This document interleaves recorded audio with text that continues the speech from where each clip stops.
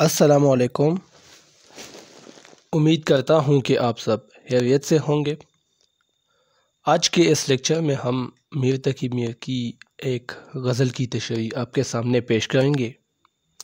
غزل کا مطلع ہے کہ گل کو محبوب ہم قیاس کیا، فرق نکلا بہت جو باس کیا۔ بہت ہی خوبصورت غزل ہے۔ مطلع یعنی غزل کا پہلا شعر،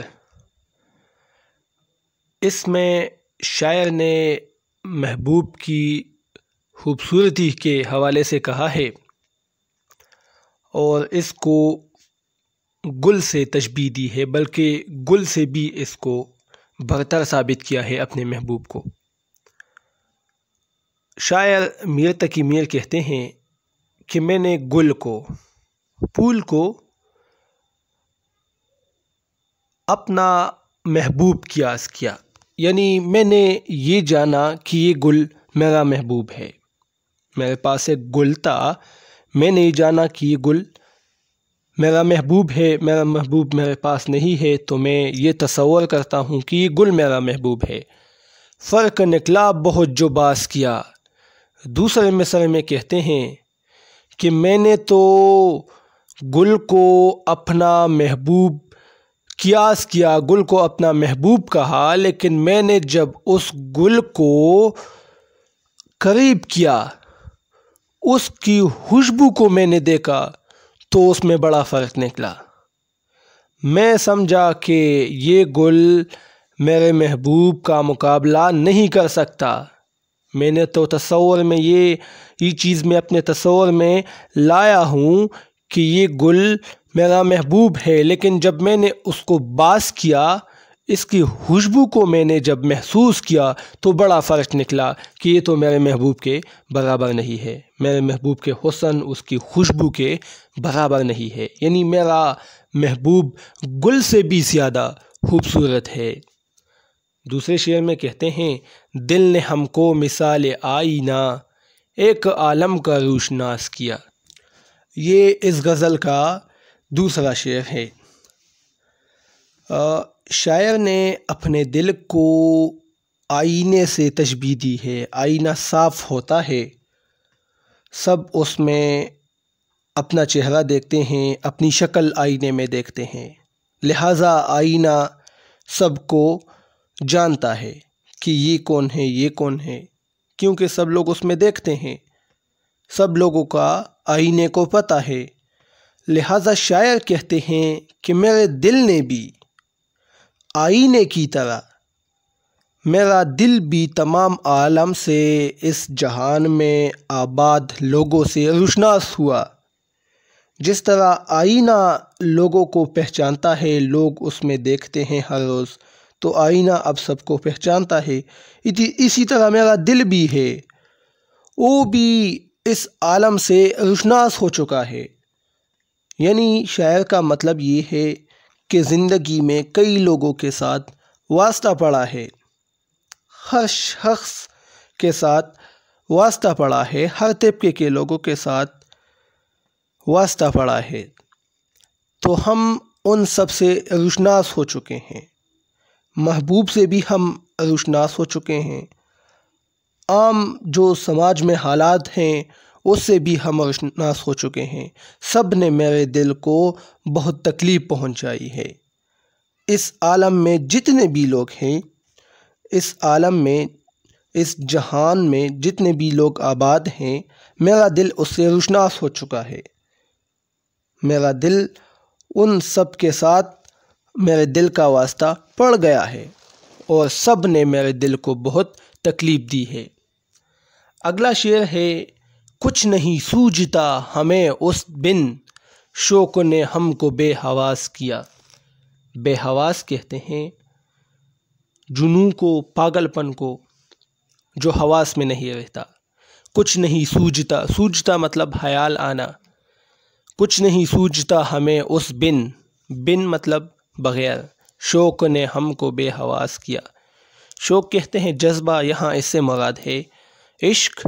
تو شاعر کہتے ہیں کہ جب سے میں نے اپنے محبوب کے ساتھ عشق شروع کیا ہے، میں نے اس سے محبت کیا ہے تو میں بے حواس رہتا ہوں، اب مجھے کسی بھی چیز کی نہیں سوچتی، میں بے حواس رہتا ہوں، میرے حواس میرے قابو میں نہیں رہتے، ہر وقت میں اپنے محبوب کے بارے میں سوچتا رہتا ہوں، میرے محبوب نے میرے دل و دماغ پر قبضہ کیا ہے، اب میں اس کے خیالوں میں گم سم رہتا ہوں، مجھے کسی چیز کا بھی احساس نہیں ہوتا۔ اگلا شعر ہے، عشق میں ہم ہوئے نہ دیوانے، کیس کی آبرو کا پاس ہوا۔ بہت ہی خوبصورت شعر ہے۔ کیس مجنوں کو کہتے ہیں، لیلا سے محبت کرتے تھے تو میر تقی میر کہتے ہیں کہ ہم نے بھی عشق کیا ہے لیکن عشق میں ہم دیوانے نہیں ہوئے، اگر عشق میں ہم دیوانے ہوتے تو پھر کیس کی آبرو کیا رہتی، مجنون کی عزت پھر باقی نہیں رہتی، کیونکہ یہ صرف مجنون کا ہی خاصہ ہے، یہ صرف مجنون ہی کی خصوصیت ہے کہ وہ عشق میں پاگل ہوا ہے۔ اب میر تقی میر کہتے ہیں اگر میں بھی عشق میں پاگل ہوا تو پھر مجنون کی عزت نہیں رہے گی، سب مجنون کو بھول جائیں گے، پھر میرا نام لیں گے مجنون کی جگہ۔ بہت ہی خوبصورت شعر ہے میر تقی میر کا۔ تو اسی لیے میر تقی میر کہتے ہیں کہ ہم نے عشق کیا لیکن عشق میں ہم پاگل نہیں ہوئے، ہم سے ہراؤ کی طرف نہیں چلے، کیونکہ ہمیں مجنون کی عزت بہت عزیز ہے۔ اگلا شعر ہے، صبح تک شمع سر کو دھنتی رہی، کیا پتنگے نے التماس کیا۔ سر دھننا کے معنی ہیں افسوس کرنا۔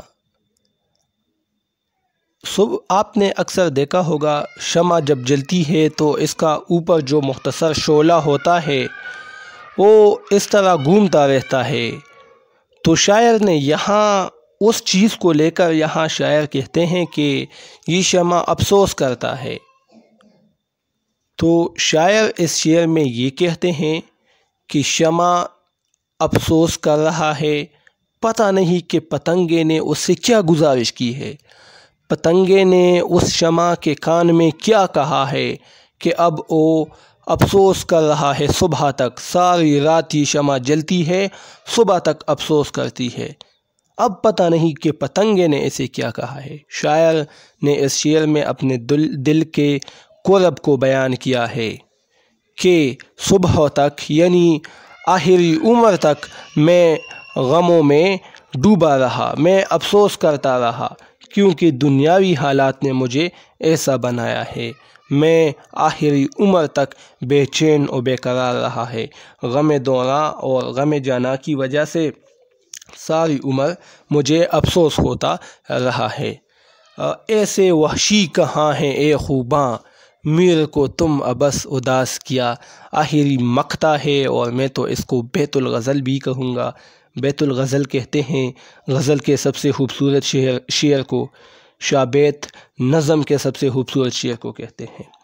تو ایسے وحشی کہاں ہیں اے خوباں، میر کو تم ابس اداس کیا۔ خوباں کہتے ہیں خوبصورت کو۔ میر تقی میر یہاں اپنے محبوب کو مخاطب کرتے ہوئے کہتے ہیں کہ اے محبوب، تم نے مجھے ابس کیوں اداس کیا، آپ نے مجھے ویسے آپ نے مجھے کیوں اداس کیا، ایسے تو جانور بھی نہیں کرتے۔ وحشی یہاں سے مراد ہے حیوان، یعنی جانور جن کے حواس نہیں ہوتے، جن کا شعور نہیں ہوتا۔ تو شاعر یہاں پر اپنے محبوب پر ایک طنز بھی کرتے ہیں اور اپنے دل کی اداسی کو شدت کے ساتھ بیان کرتے ہیں کہ ایسے وحشی قسم کے وہ تو حیوان بھی نہیں ہوتے، تو اے میرے محبوب تم نے مجھے کیوں ابس اداس کیا ہے، میں نے آپ کے ساتھ کیا برا کیا ہے، میں نے تمہیں کیا کہا ہے، تم نے مجھے کیوں اداس کیا ہے، ایسے وحشی کہاں ہے اے خوباں، یعنی اس طرح کی وحشی کہاں ہوتے ہیں اے میرے محبوب، میر کو تم ابس اداس کیا۔ آپ نے میر تقی میر کو ویسے بس اداس کیا ہے، میر نے تو آپ کو کچھ بھی نہیں کہا۔ یہ شعر کا مقطع ہے۔ مجھے اجازت دیجیے، اللہ حافظ۔